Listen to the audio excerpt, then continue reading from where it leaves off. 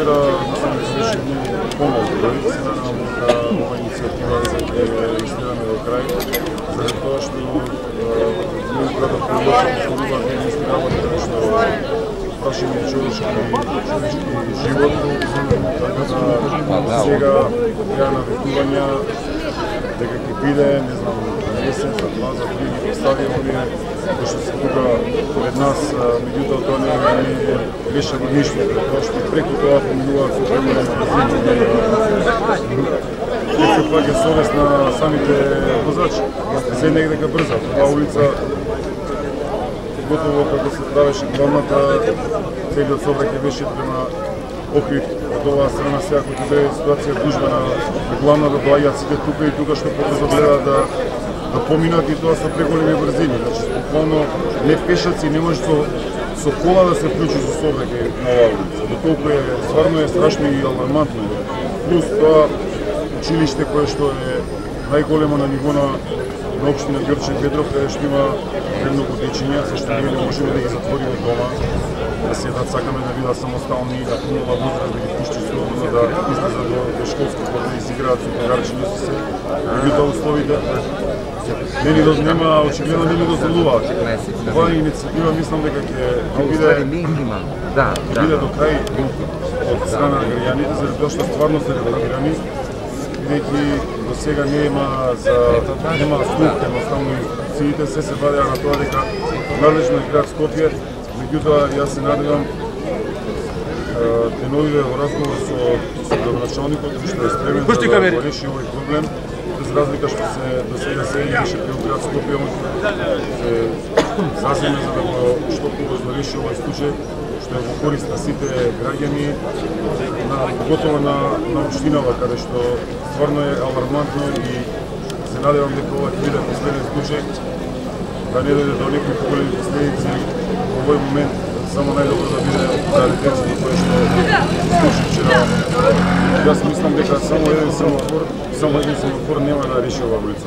Не е проблемот само тука да се купи семафор, таму доле е иста раскрсница, подолу иста целата улица е, видите колку е широка, така да се еден семафор не го решава проблем.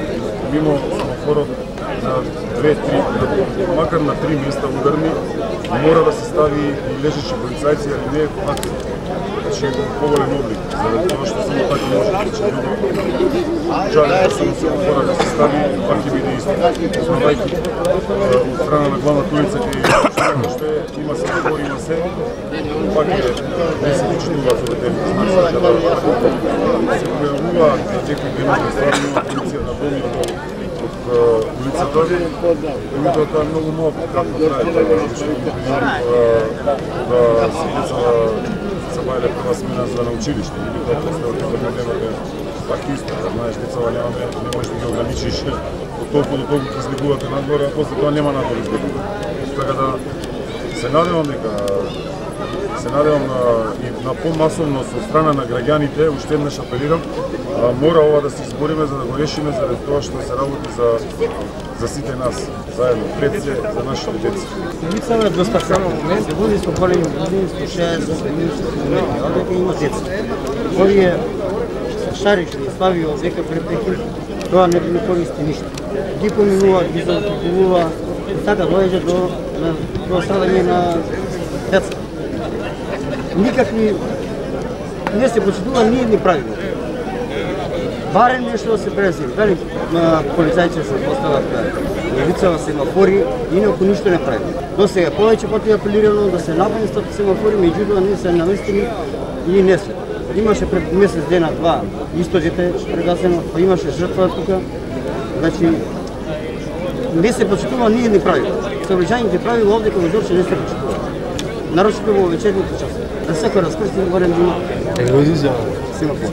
Овдека се повеќе раскрсници, подолу имаме пак школа, значи мора, како што имаме центри семафори на грешници, треба да имат и овдека. Па јас се надевам дека новиот градоначалник Александар дека ќе го исполни своето ветување, затоа што и во својата предизборна кампања многу убаво кажа дека он е човек од Ѓорче Петров и дека се надевам и мислам дека го интересираат проблемите на луѓето што живеат во Ѓорче Петров и искрено се надевам дека тоа ќе се направи. Може би еден семафор нема да го реши проблемот, затоа што улицата во должина, цела Борис Сарафов е некаде околу 3 километри.